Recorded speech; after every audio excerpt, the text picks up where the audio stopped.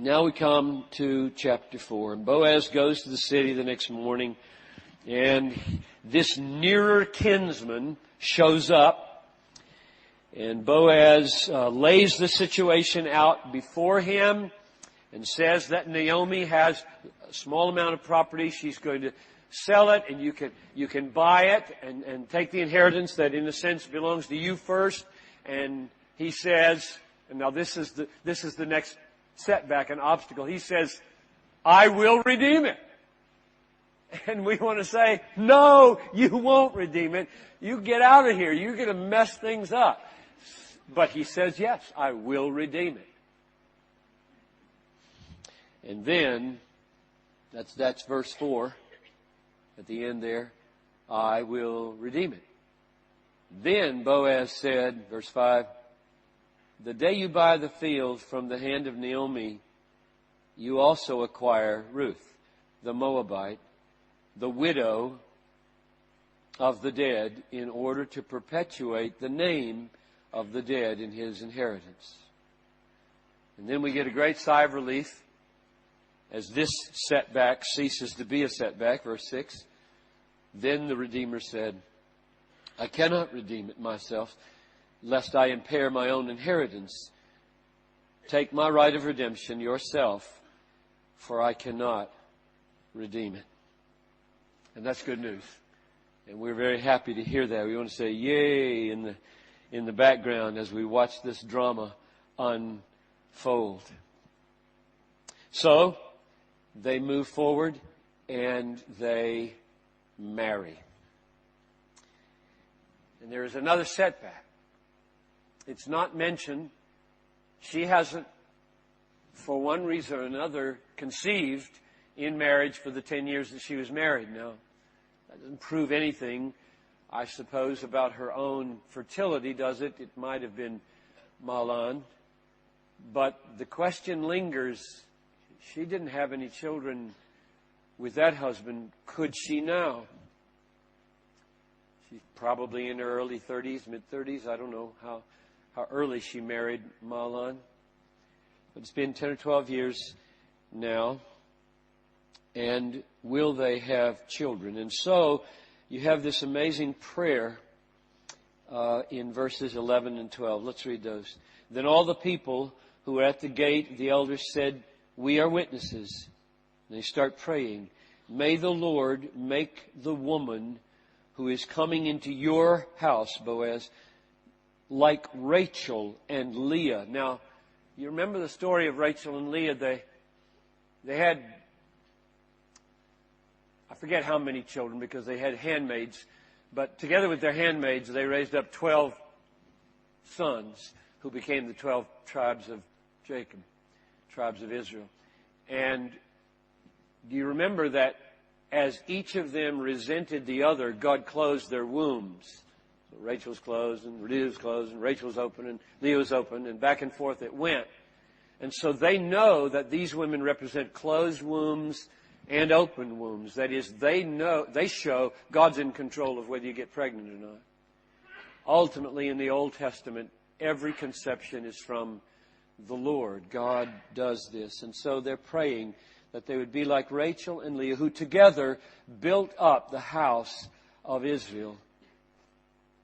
So they pray that Ruth would have a child with Boaz and would be in that kind of line. They built up the house of Israel. They created, as it were, the house of Israel with the 12 tribes coming from them. And they pray that Ruth will be like that she will be in a line like that, have significant offspring like that, which is in fact what comes to pass. Verse 13, so Boaz took Ruth, and she became his wife, and he went in to her, and the Lord gave her conception, and she bore a son. Now, that looks like a good ending. And you could go on to say, and the son was named Obed, and Obed gave birth to Jesse, and Jesse gave birth to David, and David was the king, the ideal king, to whom was promised an heir who would sit upon the throne forever, Messiah, and he would redeem his people from their sins. You could tell it like that, and that's not the way it ends. Ruth does not end as the main character. Naomi does. So let me read with you verses 14 to 17 and have you marvel with me that Ruth disappears here. Now, she does show up in verse 15, loved by Naomi, but she doesn't show up by name. This is all about Naomi. Verse 14. When the child was born, then the women said to Naomi. So here the shift is away from Ruth. Blessed be the Lord who has not left you this day without a redeemer. And may his name be renowned in Israel. He shall be to you a restorer of life and a nourisher of your old age. For your daughter-in-law who loves you, who is more to you than 7 sons, has given birth to him. Then Naomi took the child and laid him on her lap and became his nurse. And the women of the neighborhood gave him a name, saying, a son has been born to Naomi. They named him Obed. Obed comes from Avad, the Hebrew word Abad. It's a participle. Abad means to serve or to worship most often. And so Obed, the participle, is one who worships. They named him Obed. He was the father of Jesse, the father of David. And then the genealogy is taken back and brought up and it's repeated. So David gets a double emphasis there. So let's reflect for a few moments on why Naomi becomes the prominent person at the end of this book and what these verses say. I've got 4 observations for you. Number 1, ask you a question here. Who is the Redeemer in verse 14? Blessed be the Lord who has not left you this day without a Redeemer. Now, my first answer to that would be immediately Boaz, because this other fellow is called the more immediate relative, the Redeemer. There's another Redeemer, Boaz says. I cannot take you to be my wife. There's another Redeemer, and I'm going to be righteous and follow through here as much as I want you. I will do what's right. We'll go to that Redeemer. And he says, I can't redeem her or the property. You now have the right of redemption. And so surely in verse 14, the Redeemer is Boaz. God raised up for Ruth a Redeemer, Boaz. That's not the right answer. Let's read. Keep reading and you see if you don't agree with this. Verse 14, blessed be the Lord who has not left you this day without a Redeemer, and may his name be renowned. So this Redeemer, whoever it is, may he be renowned in Israel. Verse 15, now this he there, I presume, is still the Redeemer. That should be renowned.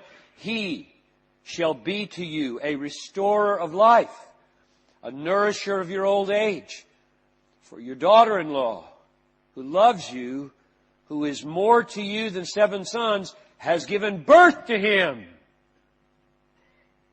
Oh, wait a minute. I got to rethink that. I got to go back up now and say it's the baby.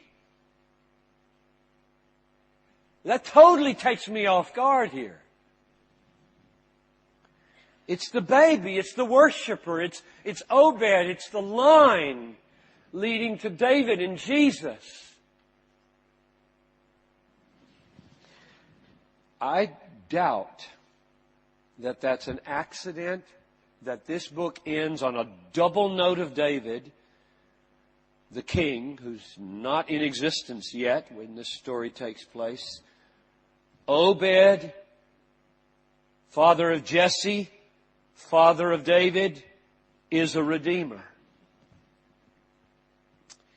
And so I think the answer to the question, who's the redeemer, is the child born leading through the line of David to the Messiah. Which raises this next question. How does this child become a redeemer? And the answer, I think, would be not simply that he has now a line for Mahlon's name to be preserved, but the emphasis falls on David, and he is going to bring forth David. And according to the Davidic covenant, 2 Samuel chapter 7, verse 13, God says, I will establish your son's kingdom, David's son's kingdom, forever. And that's the Messiah, and that's Jesus. So I think this is a pretty clear pointer to the fact that the way this child is most fully the Redeemer is that he gives rise not only to David, but to David's son, Jesus Christ, who is the Redeemer. The word Redeemer, Gaal, or participle Goel, Redeemer, doesn't just have a technical meaning. Most often, a technical meaning of kinsman redeemer. Most often it is broadly used of purchasing something back from some difficult situation or obtaining at a cost or at a price. And so the word redeemer here may be broadening out into the David Messiah meaning, not just this narrow kinsman meaning. Third observation. So the first observation was, who's the Redeemer? Second observation, how does he become a Redeemer? Through the Davidic line. And third observation, what will it mean that he's a Redeemer? What specifics are pointed out in verse 15 for her in particular? And let's just look at them. Verse 15, he shall be to you a restorer of life. That's number one. He shall be to you a nourisher of your old age. And thirdly, he will be renowned. May his name be renowned in Israel. So you could take a narrow meaning of those and say, this child here is so full of hope for her because now the line is continued, and so her old age hope is nourished, and her life that seemed to be draining out in chapter 1 and going away has been restored. Or you could broaden out that life and that nourishment of that hope into the Davidic line and the Messianic line and say this woman's fullest life and fullest nourishment will be found through this Redeemer, ultimately Jesus. Now, why all this focus on Naomi? You could have said all of that by simply calling attention to the child and saying he was the Redeemer and doing it all with Ruth. But we end by a bridge that is being forged back to chapter 1. And chapter 1 was Naomi lost seemingly everything. This is about Naomi. I went away full and I came back empty. God has dealt bitterly with me. And this book, I said, was written in order to help you know that in your darkest days, God is at work. He's doing more than you'll ever know for the future. And that's why chapter 4 ends with Naomi, to underline the fact that the woman who seemed to lose everything in chapter 1 and who felt so depressed that she couldn't see anything hopeful in the future is now drawn out as the very one most blessed in the last chapter. So I'll say again, this book is in the Bible for us to learn how God is at work in the darkest of our times. And I used some words there. What was that, 2 days ago? on chapter 1 that has prompted a few people to come and ask me questions. I said, well, very probably they sinned in going to Moab. Or if not in going to Moab, in the sons marrying foreign women. Naomi said, go back to your gods. These women were pagan. They weren't believers. And you're not supposed to marry pagans. Jews weren't supposed to marry non-Jews. And they did. And so I said, so God governs, ordains even sin. And that has prompted questions. Because some of you have never heard anybody say that God does not sin when He ordains that sin be. So I'm going to linger on that and draw things to a close with some reflections on the bigger picture here. And this is my fourth observation. While the focus on Ruth extended out this way. Notice, David is celebrated in verse 17 and verse 22. In fact, King David, is the last word of the book. Now, David doesn't exist yet. This book happens early on in the period of Judges. If you do the chronology here with Salmon fathered Boaz. Salmon was the husband of Rahab, according to Matthew 1:5. Rahab was in Jericho at the very beginning of the conquest and the beginning of the period of the Judges. Therefore, Boaz, in marrying Ruth as the child of Rahab, means Ruth is the daughter-in-law of Rahab, which is early. And so you've got 100, 200 years before David ever comes on the scene, or more. Which means this was taking place before there was any king in Israel. In fact, this was taking place during the time when there shouldn't have been any king in Israel, and it was a sin to even think about having a king in Israel. Do you remember 1 Samuel chapter 8? 1 Samuel 8. You might want to go there. It's just a few pages over. Just keep turning in your Bible. 1 Samuel chapter 8, verse 4 through 7.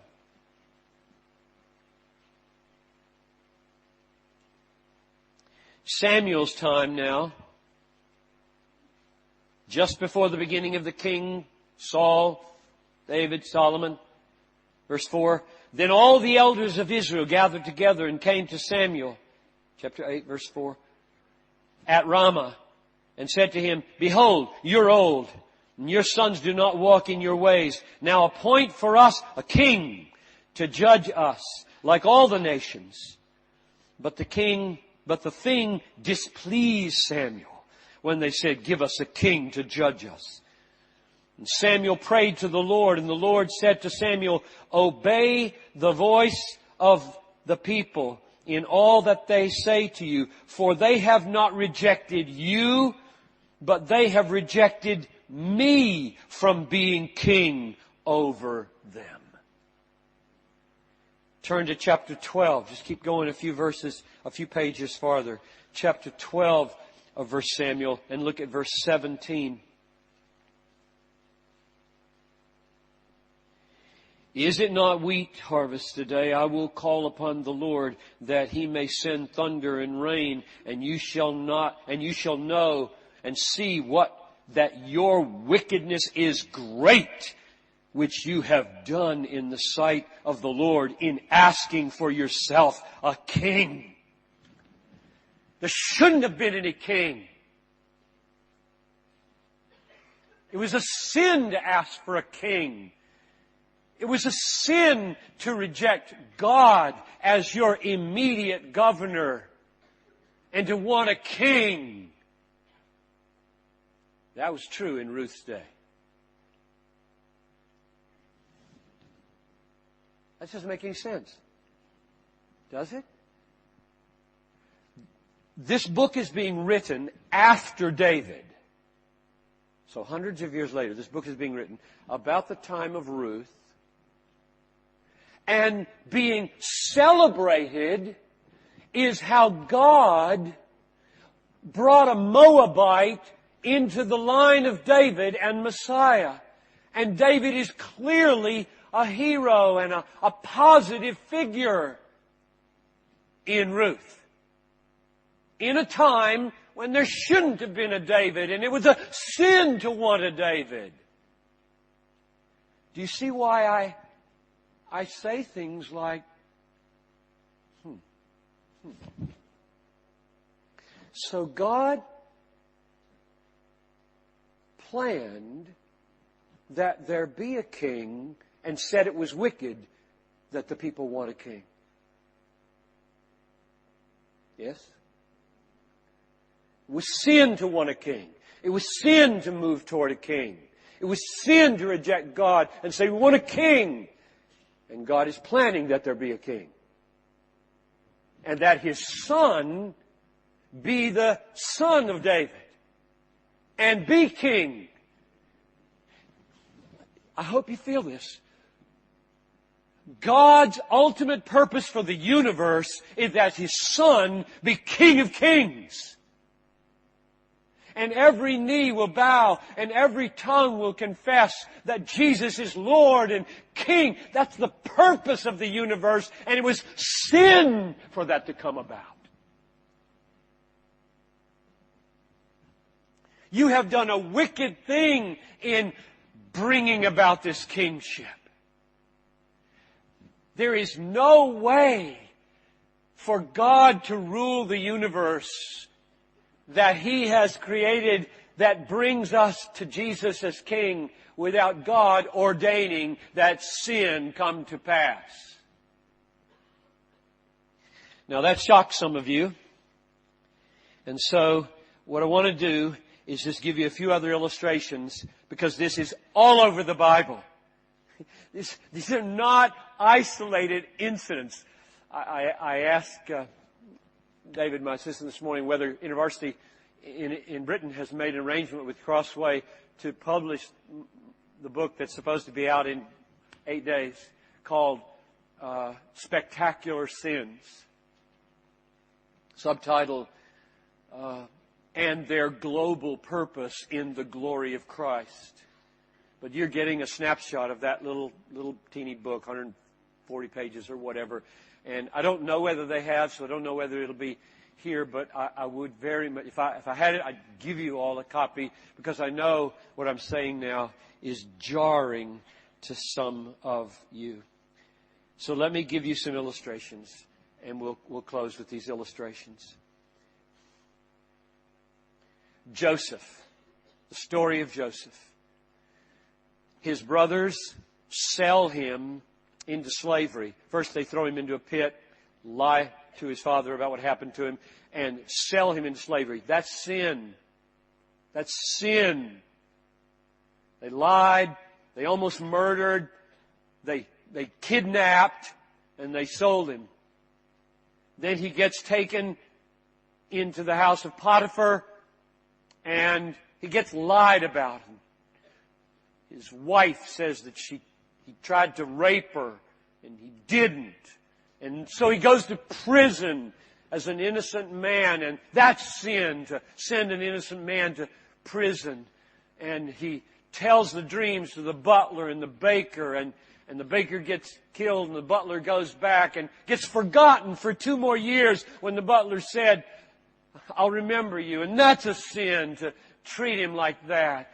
Sin, sin, sin, sin, all the way to the bottom of the dungeon in Egypt.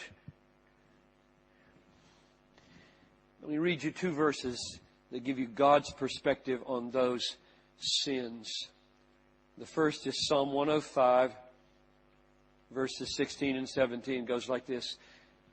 When God summoned a famine on the land and broke all the supply of bread, He had sent a man ahead of them, Joseph, who was sold as a slave. So what was happening in the sinning of his brothers? In the sinning of Potiphar's wife, in the sinning of the butler who left him there? What was happening in that horrible, sinful process by which this godly man, Joseph, was being abused all the way down to prison in Egypt? I'll tell you what was happening. Salvation was happening. Your salvation.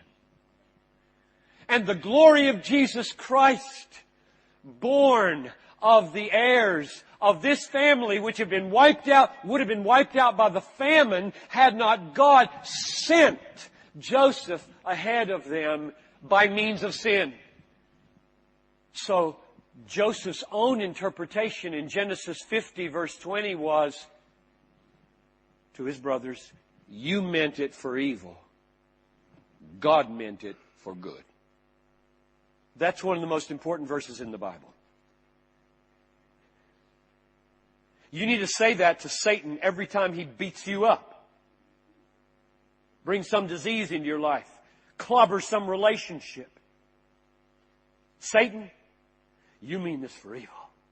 You're attempting to eat my faith alive. But I'll tell you what, I have learned something. God means all things in my life for good. So be gone. You're not having my faith. You may eat my body, but not my faith. That's the way Job was written. Here's another example. This is the most important one. Namely, Acts chapter 4, verses 27 and 28.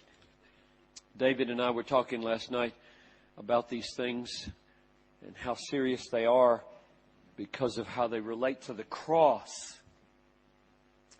If you don't have a category in your brain like this, God ordains that sin happen without being a sinner.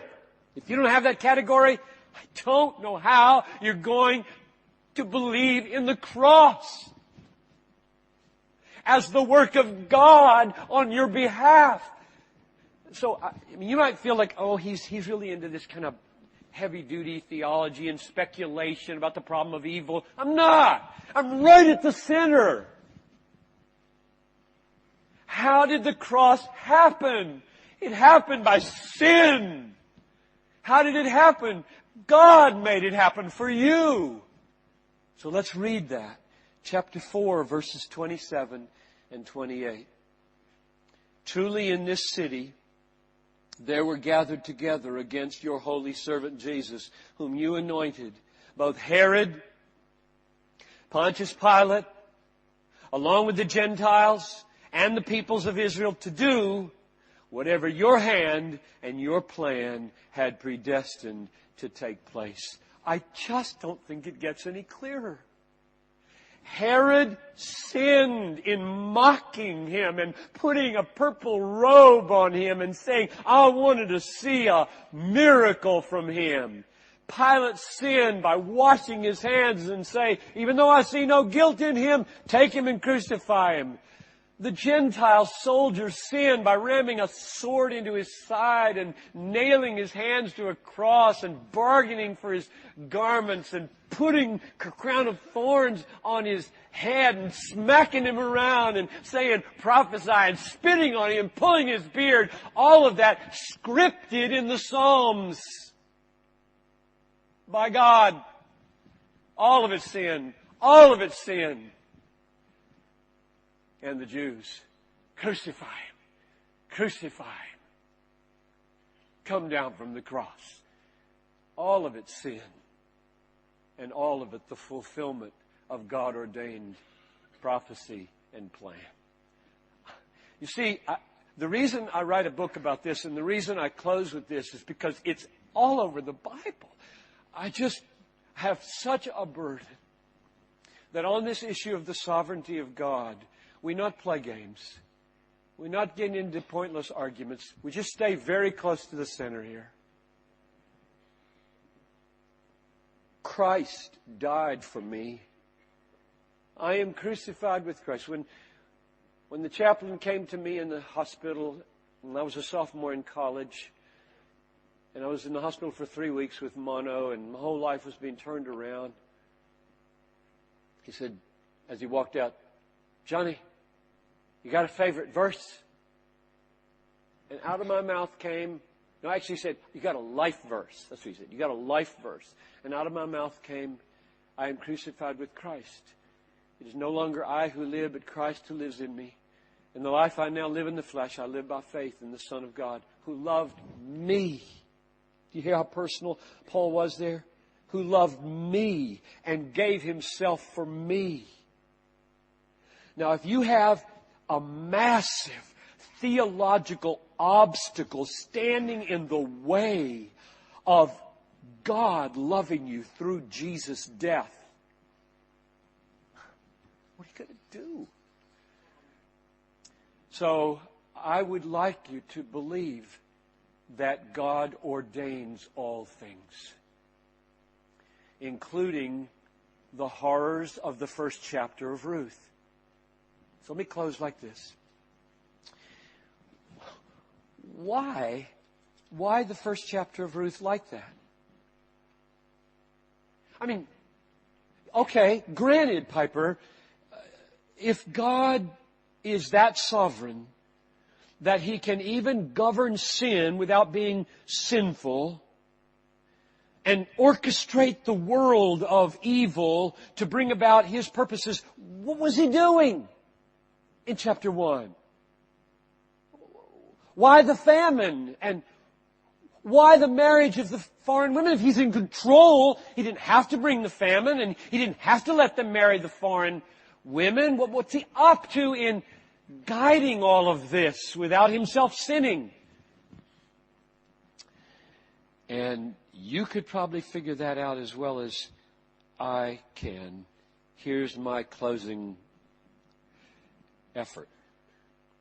Number one, He is showing, by drawing Ruth into the line of the Messiah, He is showing how amazingly free and undeserved are all His blessings.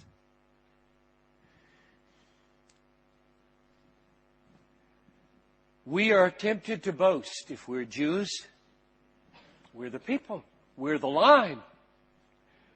And God, if He spots that, will do something to cut that boast right out from under us. Okay, you think you're the line? You think you're the pure line?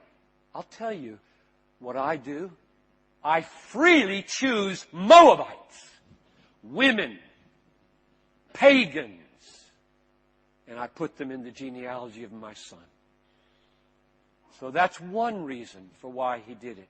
He's going to show how free His grace is, how free He is to bless His people and to bring His Son. Third, a second idea. God's heart, even in the Old Testament with all the focus on Israel, is for the nations. It was last night. So I'm just going to end on underlining this last night emphasis. He went and He took a Moabite and made her by name in Matthew 1:5, by name a part of the genealogy of the Christ, the Son of God. Third, almost saying the same thing, the glory of Christ is that He comes from the nations and the Jews, as well as dying for the nations and the Jews. If you stop and ponder the glories of Jesus, they are bottomless. And this is one that I saw this morning for the first time. This text is saying David And His Son, the Messiah, not only will come for the Jews and for the nations, but from the Jews and from the nations, so that none of us can boast in the end. And finally, I think chapter 1 happens the way it does because He does want to show that in all of these purposes, He overcomes massive obstacles to bring about His merciful purposes. So that may be, very practically for you, the most important thing you'll take away. The book of Ruth exists to show that God, in His inscrutable governance of the world and His sovereignty, is always at work in my darkest hours, able to overcome the most difficult obstacles and bring me to worship the Son of David, Jesus Christ, and grow forever in my capacity to see His immeasurable glories.